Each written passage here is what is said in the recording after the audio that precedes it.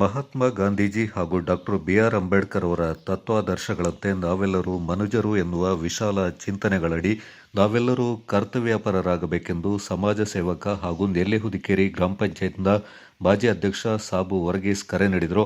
ಕೊಡಗು ಪತ್ರಕರ್ತರ ಸಂಘದ ವತಿಯಿಂದ ನಗರದ ಬಿ.ಎಸ್. ಗೋಪಾಲಕೃಷ್ಣ ರಸ್ತೆಯಲ್ಲಿನ ಕೊಡಗು ಪತ್ರಿಕಾ ಭವನ ಸಭಾಂಗಣದಲ್ಲಿ ಏರ್ಪಡಿಸಿದ್ದ ಪತ್ರಿಕಾ ದಿನಾಚರಣೆ ಮತ್ತು ವಾರ್ಷಿಕ ದತ್ತಿ ಪ್ರಶಸ್ತಿ ಪ್ರದಾನ ಸಮಾರಂಭ ಉದ್ಘಾಟಿಸಿ ಅವರು ಮಾತನಾಡಿದರು.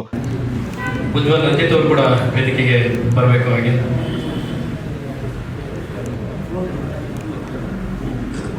ಜ್ವರದ ಚಪ್ಪಾಳೆ ಎಲ್ಲರೂ ಮಾದರಿ ಮಾತು ಕಡಮೆಗಳು ಕೂಡ ಅವರ ಕೆಲಸದ ಮೂಲಕನೇ ಈ ವೇದಿಕೆಗೆ ಅತಿಥಿಗಳಾಗಿ ಆಗಮಿಸುತ್ತಾರೆ. ಅವರೆಲ್ಲರಿಗೂ ಕೂಡ ಕೊಡಗು ಪತ್ರಕರ್ತರ ಸಂಘದ ಇದ್ದಾರೆ, ಅಶ್ರಫ್ ಅವರಿದ್ದಾರೆ, ಖಲೀಲ್ ಇದ್ದಾರೆ, ವಿನೋದ್ ಮೊಡಗನ್ನೆ ಇದ್ದಾರೆ, ಮೋಹನ್ ರಾಜ್ ಇದ್ದಾರೆ. ಹಾಗೆ ಮುಬಾರಕ್ ಅಭಿನಂದನೆಗಳನ್ನ ಹೇಳ್ತಾ ಕೊಂಡು ಬಂದಂತಹ ವಾಲಿಬಾಲ್ ತಂಡಕ್ಕೆ ಮತ್ತು ಎಲ್ಲರಿಗೂ ಗೌರವಿಸಿದಂತಹ ಕೊಡಗು ಪತ್ರಕರ್ತರ ಸಂಘದ ಅಧ್ಯಕ್ಷ ಅನಿಲ್ ಹೆಚ್ಟಿ ಮಾತನಾಡಿ, ರೆವರೆಂಡ್ ಫಾದರ್ ಹರ್ಮನ್ ಮೋಗ್ಲಿಂಗ್ ಅವರು 1834 ಜುಲೈ 1ರಂದು ಮಂಗಳೂರು ಸಮಾಚಾರ ಪತ್ರಿಕೆಯನ್ನ ಆರಂಭಿಸಿದ್ರು. ಈ ಹಿನ್ನೆಲೆಯಲ್ಲಿ ಈ ದಿನವನ್ನ ಪತ್ರಿಕಾ ದಿನವನ್ನಾಗಿ ಆಚರಣೆ ಮಾಡಲಾಗ್ತಾ ಇದೆ ಎಂದರು. ಒಳ್ಳೆಯದು ಕೆಟ್ಟದು ಅನಂತರ ಆದರೆ ಸುದ್ದಿ ಇವತ್ತು ಎಲ್ರಿಗೂ ಬೇಕಾಗಿರುವಂಥದ್ದು. ಅಂತಹ ಸುದ್ದಿ ಮಾಧ್ಯಮವನ್ನು ಕನ್ನಡದಲ್ಲಿ ಪರಿಚಯಿಸಿದಂತಹ ದಿನವಾಗಿ ಜುಲೈ 1 ಆಚರಿಸ್ತಾ ಇದ್ದೇವೆ. ಅದು ಮಂಗಳೂರು ಸಮಾಚಾರ ಪತ್ರಿಕೆ ಮೂಲಕ ರೆವರೆಂಡ್ ಫಾದರ್ ಮೊಗ್ಲಿಂಗ್ ಅಂತ ಹೇಳೋರು 1843ರಲ್ಲಿ ಜುಲೈ 1ರಂದು ಮಂಗಳೂರಿನಲ್ಲಿ ಈ ಪತ್ರಿಕೆಯನ್ನು ಆರಂಭಿಸಿದ ದಿನವನ್ನೇ ನಾವು ಇವತ್ತು ಕನ್ನಡ ಪತ್ರಿಕೋದ್ಯಮದ ದಿನದ ಆರಂಭ ಅಂತೇಳಿ ಜುಲೈ 1 ಪ್ರತಿ ವರ್ಷ ನಾವು ಕರ್ನಾಟಕದಲ್ಲಿ ಆಚರಿಸಿಕೊಂಡು ಬಂದಿದ್ದೇವೆ. ಅವತ್ತು ಮಂಗಳೂರು ಸಮಾಚಾರದ ಮೂಲಕ ಆರಂಭವಾದಂಥ ಕನ್ನಡ ಪತ್ರಿಕೋದ್ಯಮದ ಇತಿಹಾಸ ಸುಮಾರು 183 ವರ್ಷಗಳ ಕಾಲ ಸುದೀರ್ಘ ಕಾಲ ಮಾಡಿಕೊಂಡು ಬಂದಿದೆ. ಹೀಗಾಗಿ ಅವರು ಆಗ ಮಂಗಳೂರು ಸಮಾಚಾರದ ಮೂಲಕ ಹಾಕಿದಂಥ ಭದ್ರ ಬುನಾದಿಯೇ ಇವತ್ತು ಕರ್ನಾಟಕದಲ್ಲಿ ಪತ್ರಿಕೆಗಳು ಉಳಿವಿಗೆ ಕಾರಣ ಆಗಿದೆ. ಸುಮಾರು 1252 ಪತ್ರಿಕೆಗಳು ಇವತ್ತಿನ ದಿನದಲ್ಲಿ ಕನ್ನಡ ಭಾಷೆಯಲ್ಲಿ ಮುದ್ರಣಗೊಳ್ತಾ ಇದೆ. ಅದರಲ್ಲಿ 540 ಕನ್ನಡ ದಿನಪತ್ರಿಕೆಗಳು ರಾಜ್ಯದ ಬೇರೆ ಬೇರೆ ಜಿಲ್ಲೆಗಳಲ್ಲಿ ಮತ್ತು ಪ್ರಾದೇಶಿಕ ಆವೃತ್ತಿಗಳಾಗಿ ಮುದ್ರಣಗಳು. ಕೊಡಗು ಪತ್ರಿಕಾ ಭವನ trust managing trustee MP Keshava Kamath ಮಾತನಾಡಿ, ಹಿರಿಯರ ಸ್ಮರಣೆಯಲ್ಲಿ ಕೊಡಗು ಪತ್ರಕರ್ತರ ಸಂಘಕ್ಕೆ ದತ್ತಿಯನ್ನು ನೀಡಿದ ದಾನಿಗಳನ್ನು ನಾವು ಯಾವತ್ತೂ ಸ್ಮರಿಸಬೇಕು. ಇಂಥ ದತ್ತಿ ಪ್ರಶಸ್ತಿಗಳ ಮೂಲಕ ಪತ್ರಿಕಾ ಕ್ಷೇತ್ರದಲ್ಲಿ ಸಕ್ರಿಯವಾಗಿ ತೊಡಗಿಸಿಕೊಂಡವರಿಗೆ ಪ್ರಶಸ್ತಿಗಳನ್ನು ನೀಡಿ ಸನ್ಮಾನಿಸುವ ಮೂಲಕ ಇತರರಿಗೂ ಪ್ರೇರಣೆ ನೀಡುವ ಕಾರ್ಯ ನಿಜಕ್ಕೂ ಶ್ಲಾಘನೀಯವಾಗಿದೆ ಎಂದರು.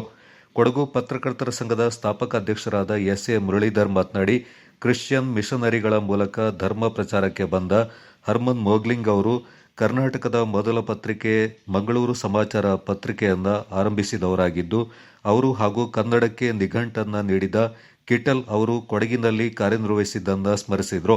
ಕೊಡಗಿನ ಪತ್ರಿಕಾ ಕ್ಷೇತ್ರದ ಭೀಷ್ಮರೆಂದೇ ಖ್ಯಾತರಾದ ಬಿ.ಎಸ್. ಗೋಪಾಲಕೃಷ್ಣ ಅವರು ಪತ್ರಿಕಾ ಕ್ಷೇತ್ರಕ್ಕೆ ನೀಡಿದ ಕೊಡುಗೆಗಳಿಂದ ಇಂದು ಜಿಲ್ಲೆಯಲ್ಲಿ ಮಾಧ್ಯಮ ಕ್ಷೇತ್ರ ಸಶಕ್ತವಾಗಿ ಬೆಳೆದು ನಿಲ್ಲುವಂತಾಗಿದೆ ಎಂದು ಮೆಚ್ಚುಗೆಯ ಮಾತುಗಳನ್ನಾಡಿದರು. ಅದಕ್ಕೆ ಒಬ್ರು ಕೇಳಿದ್ರೆ ವ್ಯಂಗ್ಯನ ಅಥವಾ ಹೊಗಳಿಕೆಯ ಸರ್ ಅಂತ ಲಂಕೆ ಸರ್, ನೀವು ವ್ಯಂಗ್ಯ ಅಲ್ಲ.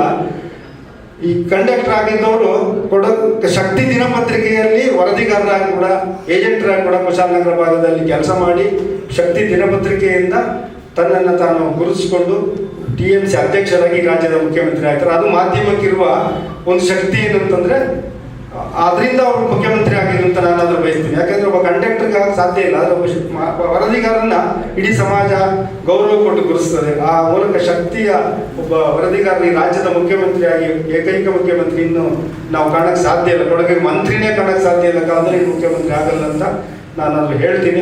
ಹಾಗೆ ಬೇರೆ ಬೇರೆ ಪತ್ರಿಕೆಗಳು ಕೂಡ ಕೊಡಗಲ್ಲಿ ತುಂಬ ಕೆಲಸ ಮಾಡಿದೆ. ನವಶಕ್ತಿ, ಗಡಿಗಳ ಸಂಚಾರಿ, ಪರಾಕ್ರಮ, ರವಿ, ಈ ಥರ ತುಂಬ ಪತ್ರಿಕೆಗಳು ಕೊಡಗಿನ ಪತ್ರಿಕೋದ್ಯಮದಲ್ಲಿ ತನ್ನ ಛಾಪನ್ನು ಮೂಡಿಸಿದೆ.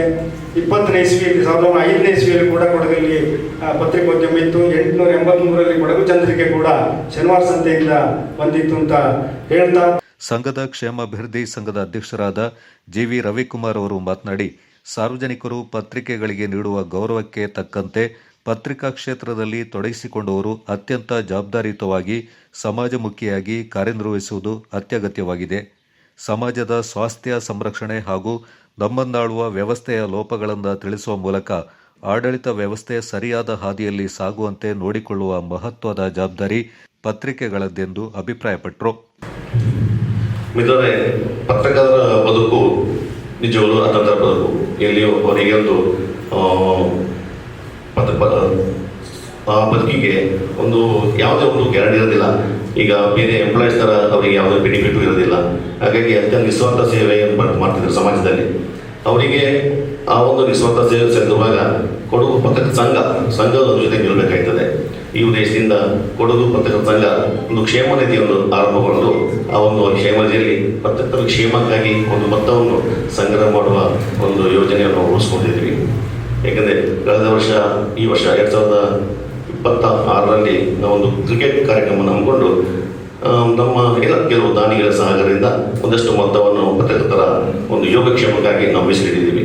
ಇನ್ನು ಮುಂದೆ ಕೂಡ ಆ ಒಂದು ಮೊತ್ತವನ್ನು ಸ್ವಲ್ಪ ಇನ್ನೂ ಜಾಸ್ತಿ ಮಾಡುವಾಗೆ ಕನಿಷ್ಠ ಒಂದು 10 ಲಕ್ಷದವರೆಗೆ ಒಂದು ಸಂಗ್ರಹ ಮಾಡುವಂಥ ಗುರಿ ಹೊಂದಿದ್ದೇವೆ. ಮುಂದಿನ ವರ್ಷ ಅದನ್ನು ನಾವು ಗುರಿಯನ್ನು ಮುಟ್ಟಲು ಪ್ರಯತ್ನ ಪಡುವಂತ ಹೇಳ್ತಾ ಇದ್ದೀನಿ. ಸಮಾರಂಭದಲ್ಲಿ 8 ಮಂದಿಗೆ ದತ್ತಿ ಪ್ರಶಸ್ತಿಯನ್ನ ಪ್ರದಾನ ಮಾಡಲಾಯಿತು. ಸನ್ಮಾನಿತರ ಪರವಾಗಿ ಅಶ್ರಫ್ ಕರಡ, ಎಸ್ಜಿ ಉಮೇಶ್, ಕುಡೆಕಲ್ ಸಂತೋಷ್, ಟಿಜೆ ಪ್ರವೀಣ್ ಕುಮಾರ್ ಮಾತನಾಡಿದರು. ಕಾರ್ಯಕ್ರಮದಲ್ಲಿ ದತ್ತಿ ದಾನಿಗಳಾದ ಮನೆಪಂಡ ಕಾಂತಿ ಸತೀಶ್, ಬಿಜಿ ಅನಂತಶಯನ, ಗುಡ್ಡೆಮನೆ ವಿಶ್ವಕುಮಾರ್, ಶಕ್ತಿ ಪತ್ರಿಕೆಯ ಸಂಪಾದಕ ಜಿ ಚಿದ್ವಿಲಾಸ್, ರೋಟರಿ ಮಿಸ್ಟಿ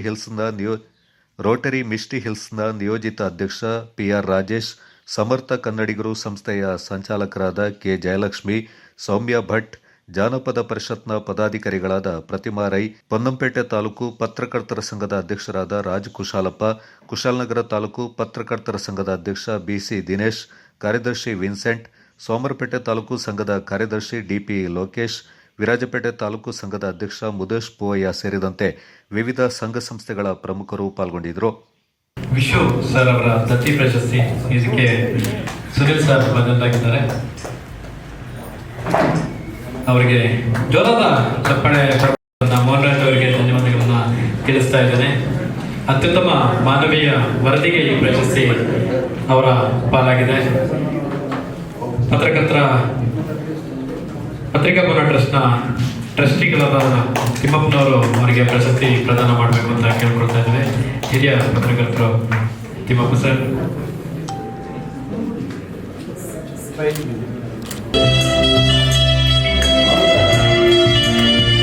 ಕೊಂಡು ಬಂದಂತಹ ವಾಲಿಬಾಲ್ ತಂಡಕ್ಕೆ ಮತ್ತು ಎಲ್ರಿಗೂ ಗೌರವಿಸಿದಂತಹ ಕೊಡಗು ಪತ್ರಕರ್ತರ